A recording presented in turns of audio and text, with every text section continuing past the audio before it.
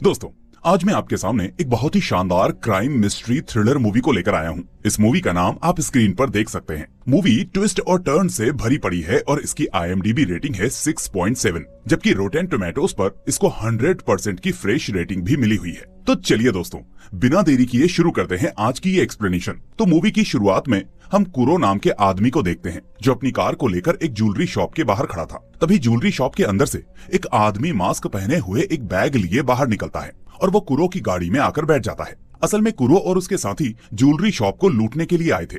अब कुरो अपनी गाड़ी स्टार्ट करके उसे घुमाने लगता है तो ज्वेलरी शॉप से उसके दो साथी और बाहर निकलते हैं। फिर कुरो उन्हें बैठाने के लिए गाड़ी रोकता है, पर तभी उन्हें पुलिस के सायरन की आवाज आती है और वो दोनों आदमी दूसरी दिशा में भागने लगते हैं। अब ये देखकर कुरो की गाड़ी में बैठा उसका साथी भी गाड़ी से निकलकर दीवार कूद के वहां से भाग जाता है। इसके बाद मजबूरन कुरो भी अपनी गाड़ी को जल्दी जल्दी अकेले ले जाने लगता है, पर तब तक पुलिस की गाड़ी भी वहां पहुंचकर उसकी गाड़ी का पीछा करने लगती है। तभी उसके सामने भी एक पुलिस की गाड़ी आ जाती है, जिसके बाद कुरो अपनी गाड़ी तेजी से घुमाकर तेज रफ्तार से चलाने लगता है। लेकिन आगे जाकर कुरो की गाड़ी का एक्सीडेंट हो जाता है और गाड़ी पलट जाती है। फिर कुरो गाड़ी से निकलकर किसी तरह वहां से भागने की कोशिश करता है, पर तभी वहां पुलिस पहुंचकर उसे पकड़ लेती है। आगे हम जोश नाम के आदमी को देखते हैं, जो कि एक कॉफी शॉप पर जाता है। तभी बार की ओनर एना वहां आती है और जोश उससे कहता है कि मुझे कॉफी चाहिए। अब एना जब जोश को कॉफी देने लगती है तो जोश एना को ही देख रहा था। मूवी के अगले सीन में जोश अपने घर पर होता है और वो एना के सोशल मीडिया पर अपलोडेड फोटोज को देख रहा होता है। फिर अगले सीन में जोश वापस एना के बार के बाहर ही बैठा हुआ था और वो एना के भाई जुनेंजो और उसके दो दोस्तों के साथ कार्ड खेल रहा था। जोश की नजर बार के अंदर मौजूद एना पर ही थी, जो किसी से बात कर रही थी और काफी परेशान थी। फिर जुनेंजो बार के अंदर जाता है तो जोश भी उसके पास चला जाता है।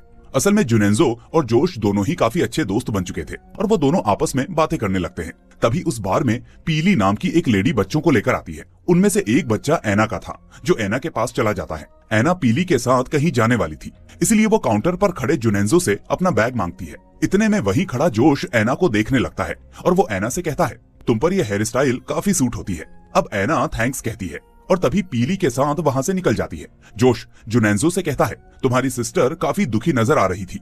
तो जुनेंजो कहता है, हाँ, वो इन सब काम को लेकर परेशान हो जाती है। फिर जोश पूछता है, एना के हस्बैंड का क्या, वो कब बाहर आ रहा है? जिस पर जुनेंजो कहता है, अभी उसे जेल से बाहर आने में 2 हफ्ते लगने वाले हैं और मेरी सिस्टर इसी बात को लेकर थोड़ी नर्वस है, क्योंकि उसे हैंडल करना थोड़ा मुश्किल है। अब हमें वापस कुरो को दिखाया जाता है, जो अब जेल में था। फिर कुरो से मिलने जेल में उसकी वाइफ एना आती है और यहाँ दोनों एक दूसरे को देखकर काफी खुश होते हैं।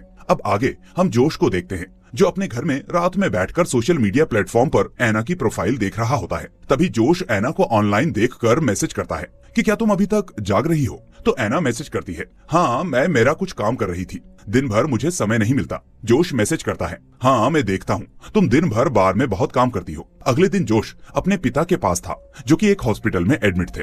इतने में वहाँ नर्स आती है और वो जोश से कहती है, वहाँ पर एक बैग पड़ा है जो तुम्हारी आंटी भूल गई थी। उसके अंदर बोतल और कुछ सामान रखा हुआ है। तुम्हारी आंटी बोल रही थी कि तुम अपने पास कोई मोबाइल नहीं रखते हो। उन्होंने तुम्हें शाम को डिनर के लिए भी इनवाइट किया है। अब जोश नर्स की बात का कोई भी जवाब नहीं दे रहा था। तो नर्स कहती है, मुझे तुम्हारी जिंदगी में दखल देने के लिए माफ करो, पर जो कुछ भी हुआ उसे तुम्हें भूलकर आगे बढ़ना चाहिए। इसलिए लोगों से मिलो और अपनी फैमिली के साथ समय बिताओ। तो ये सारी बातें सुनकर जोश उसे थैंक्स कहता है और वहां से चला जाता है। आगे जोश एक गेट टुगेदर पार्टी में जाता है, जो पार्टी जुनेंजो और उसकी वाइफ पीली के द्वारा रखी गई थी। यहाँ पीली जोश को पार्टी में देखकर कहती है, अच्छा हुआ तुम आ गए, मुझे तो लगा तुम यहाँ पर आओगे ही नहीं। तभी वहाँ पर जुनेंजो भी आ जाता है और वो भी जोश को देखकर खुश होकर उसे गले लगा लेता है। यहाँ हम देखते हैं कि इस पार्टी में एना भी मौजूद थी, जो काफी खुश दिख रही थी। खैर, अब जुनेंजो बात करते हुए जोश से कहता है, मेरे ब्रदर इन लॉ कुरो को 8 साल बीत चुके हैं जेल में रहते हुए।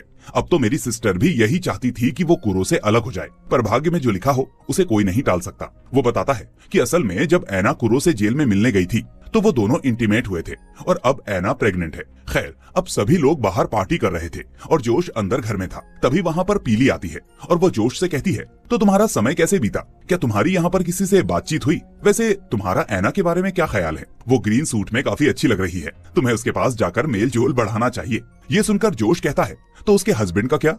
जुनेंजो बता रहा था कि वो 1 हफ्ते में जेल से बाहर आने वाला है। तो पीली कहती है, मैं उसे नहीं जानती, पर यहाँ मौजूद सभी लोग कहते हैं कि वो अच्छा आदमी है, पर मुझे नहीं लगता कि 8 साल जेल में रहने के बाद कोई अच्छा रह सकता है। सुनो, मैं एना को बहुत प्यार करती हूँ और कुरो जब जेल से बाहर था तब भी एना बहुत परेशान थी और जब वो जेल में रहा तब भी एना बहुत परेशान रही। आगे पीली जोश को कान में ऐना के करीब जाने का बोलकर चली जाती है। फिर जोश भी ऐना को देख रहा होता है तो ऐना भी जोश को देखते हुए पार्टी से बाहर चली जाती है और जोश भी पार्टी से बाहर निकलकर ऐना का पीछा करने लगता है। अब ऐना गेट टुगेदर पार्टी से निकलकर एक क्लब में पहुंच जाती है और वहां पर ड्रिंक करने लगती है। फिर जोश भी क्लब में पहुंचकर ऐना को ढूंढने लगता है। तभी ऐना जोश के पीछे से आकर उससे कहती है, तुम मेरा पीछा क्यों कर रहे हो? और फिर ऐसा कहकर वो जोश के सामने डांस करने लगती है। आगे जोश ऐना को अपने साथ अपने घर ले जाता है जहां पर वो दोनों एक दूसरे के करीब आ जाते हैं। इसके बाद ऐना जोश से पूछती है, तुम कहां से आए हो और अचानक से मेरे करीब आने की कोशिश क्यों करने लगे? तो जोश कहता है, तुम मुझे पसंद हो इसलिए मैंने यहाँ पर 2 फ्लैट्स रेंट पर लिए हैं। गाँव में मेरा खुद का घर भी है। तो ऐना कहती है, क्या हो अगर मैं तुम्हारे साथ वहां पर चलूं और हम उस जगह को रहने लायक बना दें जहां पर हम दोनों हमेशा एक साथ रहें, एक दूसरे की केयर करें। तो जोश पूछता है, और तुम्हारे बॉयफ्रेंड का क्या होगा? तो ऐना पूछती है, और तुम्हारी गर्लफ्रेंड का? तो जोश कहता है, मेरी कोई गर्लफ्रेंड नहीं है। अब अपने बॉयफ्रेंड के बारे में सुनकर ऐना को ज्यादा अच्छा नहीं लगता और वो वहां से चली जाती है। आगे जोश उठकर ऐना के पास जाता है और वो उससे कहता है, सॉरी मैं तुम्हें परेशान करना नहीं चाहता था। तो ऐना कहती है, मैं पिछले 8 सालों से अकेली रह रही हूँ जब से वो जेल गया है और अब उससे मिलने के दौरान मैं प्रेग्नेंट भी हो गई। फिर जोश ऐना के पास बैठता है और वो उससे कहता है, हाँ मुझे जुनेंजो ने इसके बारे में बताया था।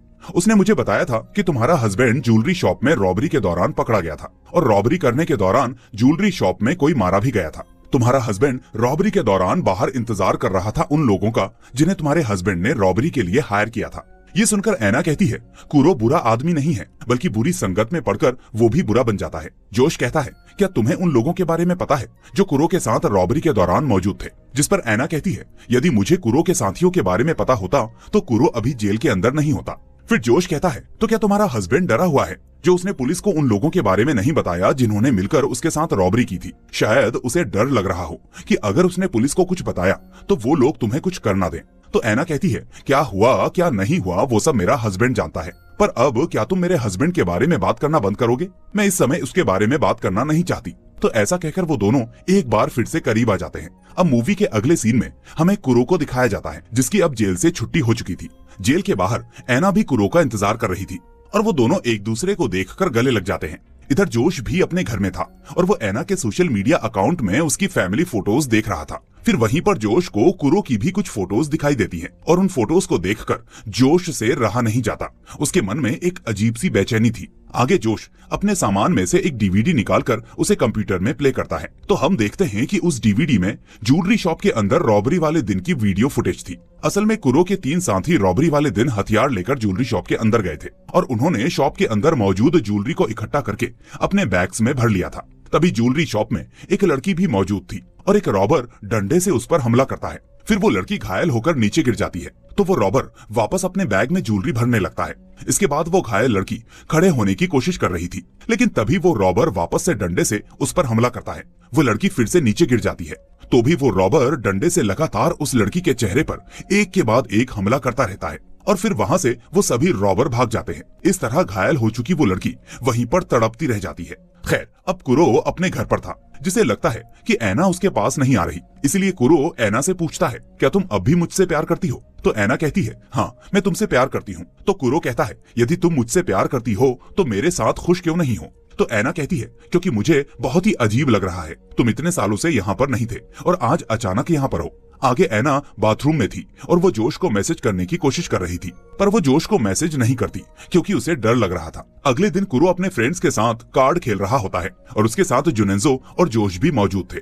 फिर बातों ही बातों में कुरो गेम में अपने सारे पैसे लगा देता है और जोश भी अपनी रकम बढ़ा देता है। कुरो जब वो गेम हार जाता है तो वो जोश को बुरा भला बोलने लगता है लेकिन तभी वहाँ ऐना भी आकर कुरो को शांत रहने के लिए कहती है तो कुरो ऐना को चुप रहने के लिए कहता है। कुरो गुस्से में वहाँ से चला जाता है तो ऐना भी बाहर जाकर बैठ जाती है। फिर ऐना के पीछे जोश भी उसके पास जाकर बैठता है। अब ऐना रो रही थी तो जोश ऐना को शांत करवाता है। आगे रात में जोश अपने घर में अकेला था तभी वो कुछ सोचता है और पीसी स्टार्ट करके ऐना को सोशल मीडिया पर मैसेज करता है, मेरे पास तुम्हारे लिए एक ऑफर है। इस तरह जोश अपना मैसेज ऐना को लिखकर छोड़ देता है। अब जोश इंतजार कर ही रहा था कि आधी रात में ऐना ऑनलाइन आकर जोश के ऑफर का जवाब देती है। अगले दिन ऐना रेडी होकर तैयार थी और पीली से मिलकर अपने बेटे को लेकर जोश की गाड़ी में आकर बैठ जाती है। फिर जोश ऐना और उसके बेटे को गांव में अपने घर पर ले जाता है।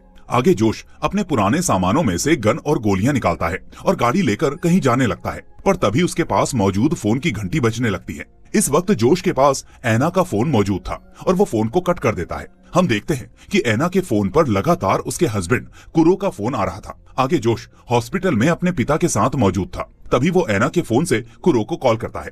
फिर जोश कुरो से कहता है, ऐना अभी मेरे पास है, मुझे तुमसे कुछ बात करनी है, इसलिए तुम मुझसे जल्दी आकर मिलो। अब आगे कुरो गुस्से में हॉस्पिटल में जाता है और वो वहाँ पर जोश के पिता को एडमिट देखता है। यहाँ कुरो को देखकर जोश अंदर वाले रूम में चला जाता है, तो कुरो भी उसके पीछे जाता है। फिर अंदर जाकर जोश कुरो से कहता है, जो एडमिट हैं वो मेरे पिता हैं और जिस औरत को उन लोगों ने मारा था वो मेरी गर्लफ्रेंड थी, इसलिए बताओ वो लोग कौन थे जो तुम्हारे साथ ज्वेलरी शॉप की रॉबरी में शामिल थे। तो कुरो कहता है, मैं उनके बारे में कुछ नहीं जानता। जोश कहता है, तुम जानते हो, क्या तुम अपनी फैमिली के लिए इतना भी नहीं कर सकते हो? ये सुनकर कुरो कहता है, क्या तुम मुझे धमका रहे हो? तुम मुझे धमका नहीं सकते। ऐसा कहकर कुरो जोश के ऊपर हमला कर देता है और लगातार उसे मारने लगता है। अब कुरो जोश को पकड़कर कहता है, बताओ मेरी फैमिली कहाँ पर है? तो जोश कहता है, मेरे पास खोने के लिए कुछ नहीं बचा, मैं उन लोगों का नाम जानने के लिए कुछ भी कर सकता हूँ, तुम बस ये बताओ कि वो लोग कौन थे। आगे डॉक्टर जोश की पट्टी करते हैं क्योंकि उसे चोट आ गई थी। कुरो भी वहाँ मौजूद होकर ये सब देख रहा था और वो बाहर चला जाता है। फिर बाहर जाकर कुरो जुनेंजो की वाइफ पीली को कॉल करके कहता है, पीली क्या तुमने ऐना के बारे में कुछ सुना? पीली कहती है, नहीं, क्या हुआ ऐना को? तो कुरो कहता है, कुछ नहीं, तुम्हें ऐना के बारे में कुछ पता चले तो मुझे कॉल करना। आगे कुरो जोश का वेट करने लगता है और जोश अंदर से आकर अपनी गाड़ी में जाकर बैठ जाता है। अब कुरो के पास भी अपनी फैमिली को बचाने के लिए कोई दूसरा रास्ता नहीं था, इसलिए कुरो भी जोश की हेल्प करने के लिए तैयार हो जाता है। आगे कुरो जोश को लेकर कहीं जाने लगता है और रास्ते में कुरो जोश से कहता है कि मैंने काफी सालों से उन लोगों के बारे में नहीं सुना। जब रॉबरी हुई थी उस समय वो मेरे पड़ोस में रहा करते थे। जेल में पहले साल तो उनमें से एक अक्सर मुझसे मिलने आया भी करता था। वो उस समय अपनी मॉम के साथ ही रहा करता था, पर उसके बाद मैंने उसके बारे में कभी नहीं सुना। उसका नाम सैंटी था, जिसे जूनी भी बुलाया करते थे। तो जोश पूछता है, और बाकी दो लोग कौन थे? कुरो कहता है, बाकी दो के नाम जूटो और रॉबर्ट थे। आगे कुरो लोगों से पूछते पूछते अपने साथियों को ढूंढने लगता है। सबसे पहले वो सैंटी यानी जूनी के बारे में पूछते हैं, जिस एरिया में सैंटी पहले रहा करता था। अब सैंटी के एरिया में जाकर उन्हें पता चलता है कि सैंटी यानी जूनी ने अपना नाम चेंज कर दिया था। जिस आदमी से कुरो ने पूछा था वो आदमी कुरो को सैंटी के जान पहचान वाले लोगों के पास ले जाता है और उनसे सैंटी के बारे में पूछता है। तभी वहाँ पर सैंटी यानी जूनी आ जाता है और वो कुरो को पहचान जाता है। सैंटी कुरो से पूछता है, तुमने मुझे कैसे ढूंढा? तो कुरो कहता है, मैं तुम्हारी माँ से मिला था और उन्होंने मुझे तुम्हारे बारे में बताया। आगे कुरो सैंटी को जोश से मिलवाता है और सैंटी उन दोनों को बियर पीने अपने साथ ले जाता है। फिर वो लोग साथ में बियर पीने लगते हैं और तभी बातें करते करते कुरो सैंटी से कहता है, क्या तुमने जूटो के बारे में सुना है? वो अभी कहाँ पर है? तो सैंटी कहता है, तुम जूटो के बारे में जानना चाहते हो? वो अभी कंट्री साइड पर अपने डैड के होम टाउन में रह रहा है, सेगोविया में। तो कुरो पूछता है, और रॉबर कहाँ पर है? वो अभी कहाँ रह रहा है? तो ये सुनकर सैंटी कहता है, क्या तुमने रॉबर के बारे में नहीं सुना? रॉबर की कार क्रैश हो गई थी जिसमें वो मर गया था। ये घटना 1 साल पहले हुई थी और रॉबर का अंत काफी बुरा हुआ था। अब सैंटी रॉबर के बारे में कुरो को सब बता ही रहा था कि तभी वहां बैठे जोश की नजर टेबल पर रखे कुछ टूल्स पर पड़ती है और जोश उसमें से एक धारदार टूल को उठाकर उसे सैंटी के पेट में मार देता है। फिर सैंटी वहां से भागने की कोशिश करता है, पर जोश उसे पकड़कर लगातार उसके गले पर भी धारदार हथियार से हमला करता है। इसके बाद सैंटी का काफी खून बहने लगता है और वो नीचे गिर जाता है। जोश उसे पकड़कर वापस उस पर हमला करता है और तब तक लगातार हमला करता रहता है जब तक सैंटी मर नहीं जाता। इसी बीच कुरो भी वहां मौजूद था और वो जोश के गुस्से को देखकर काफी डर गया था। जोश के कपड़ों पर और शरीर पर खून के धब्बे लग चुके थे, इसलिए वो वहां पर पानी ढूंढने लगता है। फिर जोश कुरो से कहता है, यहाँ पर कहीं भी पानी नहीं है। तो कुरो और जोश फ्रिज से बियर की बोतल निकालकर उससे अपने खून के दाग धोने लगते हैं और वहां से निकल जाते हैं। सैंटी के घर से निकलने के रास्ते पर एक जिम पड़ता है जहां पर कई लोग एक्सरसाइज कर रहे थे, इसलिए कुरो और जोश डर रहे थे कि किसी को सच पता न चल जाए। तभी उस जिम का ओनर जोश को रोक लेता है और पूछता है, तुम लोग कौन हो? तो वहां मौजूद एक लड़का कहता है, ये लोग सैंटी के दोस्त हैं और वो उससे नीचे मिलने गए थे। तभी जिम का ओनर कहता है, ये जिम मेरा है, ना कि सैंटी का। तुम लोग जिम के जैकेट पहनकर कहाँ जा रहे हो? तो जोश कहता है, ये हमें सैंटी ने दिया है। तो जिम का ओनर कहता है, वो अभी कहाँ पर है? वो जिम की प्रॉपर्टी ऐसे किसी को नहीं दे सकता। फिर जिम ओनर सेंटी को नीचे बुलाने के लिए कहता है तो जोश वहां से निकलने लगता है, लेकिन इतने में जिम का ओनर कुरो को रोक लेता है और कहता है यदि तुम्हें जैकेट जिम से बाहर ले जाना है तो मुझे $20 देने होंगे। तो इतने में जोश जिम के ओनर को $20 दे देता है और वो दोनों जिम से निकल जाते हैं। इसके बाद वो दोनों तेजी से भागकर अपनी कार के पास जाने लगते हैं और कार में बैठकर वहां से भाग जाते हैं। आगे जोश एक सुनसान जगह पर जाकर अपनी कार को रोकता है। फिर कुरो कार से उतरता है और अपनी जैकेट उतार लेता है। अब कुरो को काफी गुस्सा आ रहा था क्योंकि उसके हाथ में उसके ही दोस्त का खून लगा हुआ था। फिर कुरो जोश से कहता है तुम मेरे साथ ऐसा कैसे कर सकते हो? तो जोश कहता है जो मैंने वहां पर किया वही मैं करना चाहता था, मैं सालों से इसका इंतजार कर रहा था। अब कुरो कहता है मुझे अपनी वाइफ को देखना है, क्या तुमने उसके साथ भी यही किया है? जोश कहता है मैंने ऐसा कुछ नहीं किया। फिलहाल कुरो को डर लग रहा था कि जोश ने कहीं उसकी वाइफ और बेटे को मार ना दिया हो, क्योंकि जोश ने इतने सालों से अपना ये गुस्सा मन में दबाकर रखा था और उसके जेल से बाहर निकलने का वेट कर रहा था। उधर दूसरी तरफ एना भी जोश के विलेज वाले घर पर थी। उसे अपना सेलफोन नहीं मिल रहा था, इसीलिए वो फोन बूथ से जाकर अपनी फ्रेंड पीली को कॉल करती है। फिर एना पीली से कहती है मुझे मेरा सेलफोन नहीं मिल रहा, पता नहीं कहाँ छूट गया। अब पीली कहती है अभी तुम कैसी हो? तो एना कहती है अभी मैं काफी रिलैक्स महसूस कर रही हूँ। क्या तुमसे कुरो मिला था? उसने मेरे बारे में तुमसे कुछ बात की?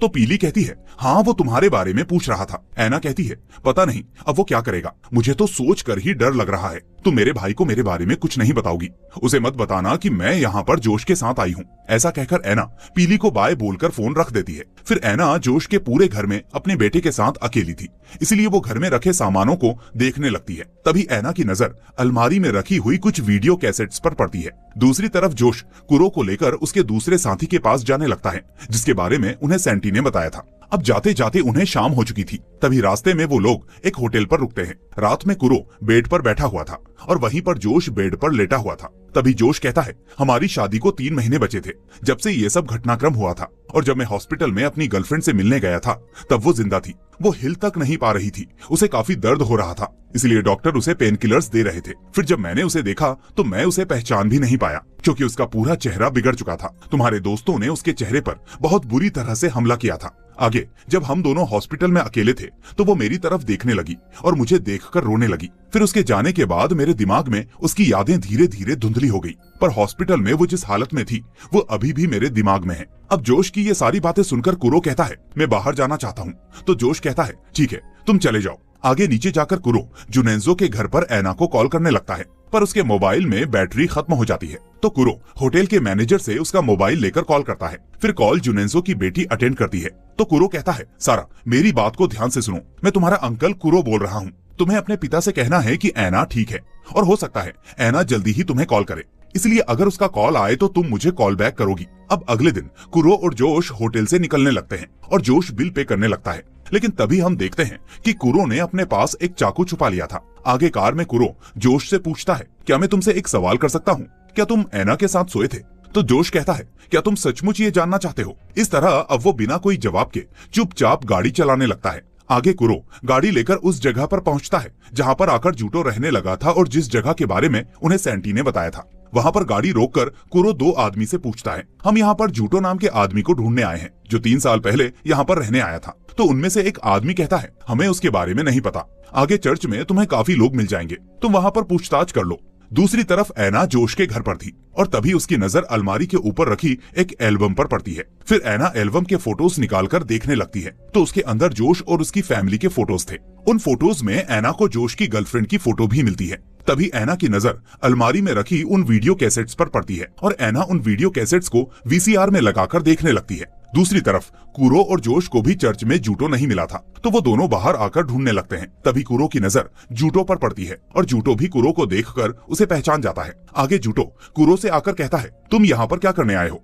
तो कुरो कहता है मैं यहाँ पास से निकल रहा था तो मैंने सोचा तुम्हें हाय कहते हुए जाऊं। तभी वहाँ पर जूटो की वाइफ कारमेन आ जाती है और जूटो अपनी वाइफ से कहता है ये मेरा पुराना फ्रेंड है, ये पहले मेरे पड़ोस में रहा करता था। आगे जूटो और उसकी वाइफ कारमेन के साथ कुरो और जोश लंच करने लगते हैं। फिर कारमेन उनसे पूछती है क्या तुम दोनों किसी टीम में हो जो तुम दोनों ने एक जैसी जैकेट्स पहनी हुई हैं? तो कुरो कहता है अरे नहीं, हम अपने फ्रेंड के जिम का एडवर्टीजमेंट कर रहे हैं, वहाँ पर हम बॉक्सिंग सिखाते हैं। कारमेन जोर से कहती है तो तुम्हारे चेहरे पर ये चोट भी बॉक्सिंग के कारण आई है? जोश कहता है नहीं, मुझ पर अटैक हुआ था, पर ऐसी कोई खास बात नहीं। आगे वहीं बैठा जोश जूटो से कहता है, हम सेंटी से मिले थे और उसने हमें तुम्हारे दोस्त रॉबर के बारे में बताया। तो कारमेन पूछती है, वो कौन है? तो जूटो कहता है, रॉबर भी मेरा पड़ोसी था, उसकी कार एक्सीडेंट में डेथ हो गई थी। फिर कारमेन जोश से पूछती है, तो क्या तुम भी इनके पुराने दोस्त रह चुके हो? तो जोश कहता है, नहीं नहीं, मैं कुरो से बाद में मिला था। आगे जूटो और कारमेन दोनों उनके लिए खाना लेकर आते हैं। तो जूटो कुरो से पूछता है, तुम्हारी फैमिली कैसी है? कुरो कहता है, वो ठीक है और मेरा एक बेटा भी है। वहीं खड़ी कारमेन कहती है, हमारी फैमिली भी बड़ी होने वाली है। कुरो कहता है, तो क्या तुम प्रेग्नेंट हो? कारमेन कहती है, हाँ, पर अभी मैं प्रेग्नेंट दिखाई नहीं दे रही हूँ। तो वहीं बैठा जूटो कहता है, लेकिन अभी तुम्हारी प्रेगनेंसी का सही समय नहीं है। फिर जोश पूछता है, तुम ऐसा क्यों बोल रहे हो? तो जूटो कहता है, क्योंकि अभी मेरे पास ज्यादा पैसे नहीं है और ना ही कोई ढंग का काम। मुझे कारमेन के रिश्तेदारों द्वारा कुछ जमीन मिली थी जहाँ पर मैं थोड़ी खेती करता हूँ और मैंने कुछ भेड़ और सुअर पाल रखे हैं। क्या तुम दोनों मेरे साथ वो खेत देखने चलोगे? तो इस तरह से अब जूटो जोश और कुरो को अपनी कार में अपने खेत तक ले जाने लगता है। रास्ते में जूटो कुरो से पूछता है, तुम यहाँ पर क्यों आए हो? क्या तुम्हें पैसा चाहिए? ऐसा कहकर जूटो जोश को देखने लगता है। तुम चिंता मत करो, उसे हमारे बारे में सब पता है और मैंने तुम्हें बताया तो था कि हम यहाँ पर ट्रिप पर आए थे, तो मैं बस यहाँ पर तुमसे मिलते हुए जाना चाहता था। फिर जूटो अचानक से कहता है, कुरो यहीं पर गाड़ी रोको। अब कुरो गाड़ी रोक देता है। तो जूटो कहता है, कुरो मैं तुम्हारा आभारी हूँ और सॉरी कि इतने लंबे समय तक तुम्हें जेल में रहना पड़ा, पर अब मैं अपनी जिंदगी में कोई प्रॉब्लम नहीं चाहता, क्योंकि अब मेरी जिंदगी पहले जैसी नहीं रही। मैं एक फैमिली वाला हूँ, तुम मेरा नंबर ले जाओ और तुम्हें कभी जरूरत पड़े तो मुझे कॉल करना। ऐसा कहकर जूटो गाड़ी से उतरकर वहाँ से जाने लगता है। जोश ये सब सुनकर चुपचाप हो गया था और वो कुछ नहीं बोल रहा था, क्योंकि वो समझ नहीं पा रहा था कि जूटो को मारना सही रहेगा या नहीं। कुरो गाड़ी वापस स्टार्ट करता है, तभी जोश गाड़ी से नीचे उतर जाता है। अब कुरो भी अपने पास छुपाया हुआ चाकू लेकर बाहर निकलता है और तभी कुरो देखता है कि जोश ने अपनी गाड़ी की डिग्गी से अपनी गन निकाल ली थी। फिर जोश अपनी गन लेकर जूटो के पीछे पीछे उसके खेत में चला जाता है, जबकि कुरो भी गन देखकर डर गया था और वो कुछ नहीं कर पाता। अब जूटो जोश के हाथ में गन को देखकर उससे जान की भीख मांगने लगता है और कहता है, मैं बाप बनने वाला हूँ, प्लीज मुझे कुछ मत करो। तो जोश कहता है, तुमने रॉबरी के दौरान उस लड़की को क्यों मारा था? तो जूटो कहता है, मैंने किसी को चोट नहीं पहुंचाई, मैं बस अंदर जाकर ज्वेलरी लेकर आया था, मैं तो खुद काफी डरा हुआ था, मैं किसी को कैसे मारूंगा? फिर जोश कहता है, तुमने उसके फेस पर तब तक मारा जब तक कि वो मर नहीं गई। तो जूटो कहता है, मैं कसम खाता हूँ मैंने उस लड़की को नहीं मारा, मैं वहां से निकल गया था। अलार्म बंद करके सेंटी ने काउंटर से जंप किया था तो वो लड़की अचानक चिल्लाने लगी, जिसे सुनकर जुनेंजो पागल हो गया। अब जुनेंजो का नाम सुनकर जोश शॉक में रह जाता है। फिर जोश कहता है, एक मिनट, तुम्हारे साथ उस रॉबरी में जुनेंजो था या फिर रॉबर था? तुम्हारा चौथा साथी कौन था? तो जूटो कहता है, रॉबर हमारे साथ रॉबरी में नहीं था, वो साथी तो जुनेंजो था। अब तक जोश को लग रहा था कि रॉबरी करने वाले 4 आदमी जूटो, कुरो, रॉबर और सेंटी थे, क्योंकि कुरो ने इन्हीं 4 लोगों के बारे में जोश को बताया था। पर रॉबरी करने वाला चौथा आदमी रॉबर ना होकर जुनेंजो था, जो कि ऐना का भाई और जोश का भी दोस्त था, और जुनेंजो ने ही जोश की गर्लफ्रेंड पर वो हमला किया था। अब कुरो तेजी से दौड़कर जोश के पास जाता है, पर जोश कुरो पर भी गन तान देता है। फिर उसी वक्त जूटो जोश को धक्का देकर वहां से जाने लगता है, तो जोश अपने आप को छुड़ाकर जूटो के पैर में गोली मारता है। अब जूटो घायल होकर बाड़े के अंदर चला जाता है, तो जोश गन को लोड करके अंदर जाकर जूटो को गोली मार देता है और जूटो भी मारा जाता है। आगे कुरो और जोश वहां से जाने लगते हैं, तो जोश कुरो से कहता है, तुम आकर गाड़ी की डिग्गी में बैठो। अब जोश के हाथ में गन थी, तो कुरो चुपचाप गाड़ी की डिग्गी में जाकर लेट जाता है। दूसरी तरफ ऐना जोश के घर में वो सभी वीडियो कैसेट्स देख रही थी और उन सभी वीडियो कैसेट्स में जोश की गर्लफ्रेंड द्वारा बनाए हुए वीडियोस मौजूद थे। उन वीडियोस में अधिकतर समय जोश की गर्लफ्रेंड को दिखाया गया था। फिर ऐना उन वीडियो को देख रही थी कि तभी वो देखती है कि जोश की गर्लफ्रेंड किसी ज्वेलरी स्टोर में जा रही थी। अब उस ज्वेलरी स्टोर को देखकर ऐना चौंक जाती है, क्योंकि ये वही ज्वेलरी स्टोर था जिसमें ऐना के हस्बैंड और उसके भाई ने रॉबरी की थी। ये देखकर ऐना समझ जाती है कि जोश की गर्लफ्रेंड उसी ज्वेलरी स्टोर में काम किया करती थी और रॉबरी के दौरान जोश की गर्लफ्रेंड ही मारी गई थी। अब ऐना के पास मोबाइल नहीं था, इसलिए वो दौड़कर फोन बूथ पर जाती है अपने भाई को कॉल करने। फिर जुनेंजो कॉल अटेंड करता है और ऐना उसे सब बता देती है। तो जुनेंजो कहता है, क्या तुमने कुरो को ये सब बताया? तुम अभी कहाँ पर हो? और ऐना से ये सारी बातें करके जुनेंजो फोन को रख देता है। जुनेंजो भी सच जानकर शॉक में रह जाता है। आगे जोश अपनी गन लेकर जुनेंजो के बार में पहुंच जाता है और अंदर जाकर वो जुनेंजो को शूट करके मार देता है। इसी बीच बाहर जुनेंजो की बेटी भी बैठी हुई थी और जोश वहां से निकल जाता है। दूसरी तरफ ऐना भी अपना सामान पैक कर रही थी, क्योंकि उसे पता चल चुका था कि जोश उसे प्यार नहीं करता, बल्कि ये सब उसने अपनी गर्लफ्रेंड के बदले के लिए किया था। अब अगले दिन की सुबह हो चुकी थी और जोश अपनी गाड़ी की डिग्गी खोलता है और कुरो गाड़ी की डिग्गी से बाहर निकलता है। कुरो को डर लग रहा था कि जोश अब उसे मारेगा, लेकिन तभी कुरो देखता है कि उसके पीछे एक घर है जिसके दरवाजे पर ऐना खड़ी थी। ऐना को अपने सामने देखकर कुरो जाकर उसके गले लग जाता है और जोश वहां से अपनी गाड़ी लेकर निकल जाता है। इस वक्त पर ऐना की आंखों में आंसू थे और ये मूवी यहीं पर खत्म हो जाती है। इस वीडियो को लाइक करके इसे अपने दोस्तों के साथ शेयर कर दीजिए और अगर आप नए हैं तो चैनल को सब्सक्राइब करके बेल आइकन दबा दीजिए ताकि कोई भी वीडियो आपसे मिस ना हो। अब मैं आपसे मिलूंगा अगली ऐसी ही वीडियो में। Till then take care and thanks for watching.